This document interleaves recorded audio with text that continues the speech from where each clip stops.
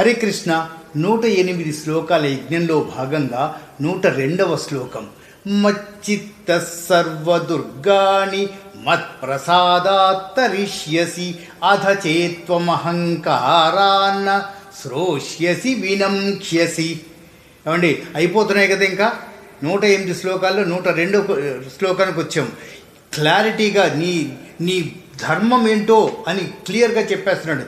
మత్ చిత్త, నువ్వు నీ మీద ఉన్న మనసు నిలపకపోతే, మచ్చిత్త సర్వదుర్గాన్ని, మత్ చిత్త, నీ మనసుని నా మీద నిలిపిన వాడవైతే, సర్వదుర్గాన్ని, అన్ని పాపాల్ని, అన్ని ఏమనాలి, కష్టాలు, ఇలాంటివన్నిటినీ, అడ్డంకులు అన్నీ నేను తొలగించేస్తాను.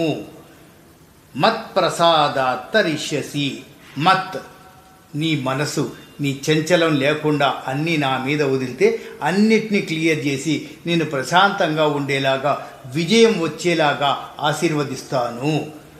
అధచేత్వమహంకారాన్న, అలా కాకుండా నువ్వు అహంకారంతో నేనే గొప్పని, నన్ను మించినోడు లేదు, నువ్వెందుకు నాకు అనే ఉద్దేశంతో నువ్వు ఉంటే, శ్రోష్యసి వినంక్ష్యసి, నాశనమైపోతావు.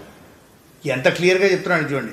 అర్జునుల వారికి శ్రీకృష్ణ పరమాత్మ చెప్తున్నారు, నీ మనసుని కేంద్రీకరించి నా మీద లగ్నం చేసి నన్ను నమ్మితే నీకు కష్టాల్ని రానివ్వను, ఇంకెలాంటి అడ్డంకుల్ని రానివ్వను.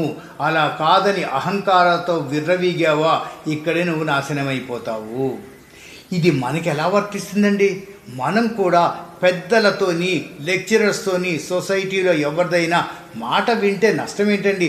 ఒక చిరునవ్వు, మనిషినే కదా, వేరే జీవరాశులతో మీరు నవ్వినా అవి ఏమీ స్పందించలేవు కదా. ఒక మనిషి ఆగంతకుడు, మనకి తెలియదు, ఎదురొస్తున్నాడు, ఎవరా అన్నట్టుగా ఆయన చూస్తున్నాడు అనుకోండి, ఒక చిరునవ్వు నవ్వితే వీలైతే మాట కలుస్తుంది, లేకపోతే చిరునవ్వుతోనే వెళ్ళిపోతారు. రెండోసారి అలాగా ఒక పర్సనాలిటీ డెవలప్మెంట్, సోషల్ కాంటాక్ట్స్ కూడా పెరుగుతాయి. మిమ్మల్ని మీరు నమ్మండి, ఎదుటి వాళ్ళని నమ్మండి. అలా అని కలికాలంలో అందరినీ నమ్మమని ఎవరు చెప్పట్లేదండి.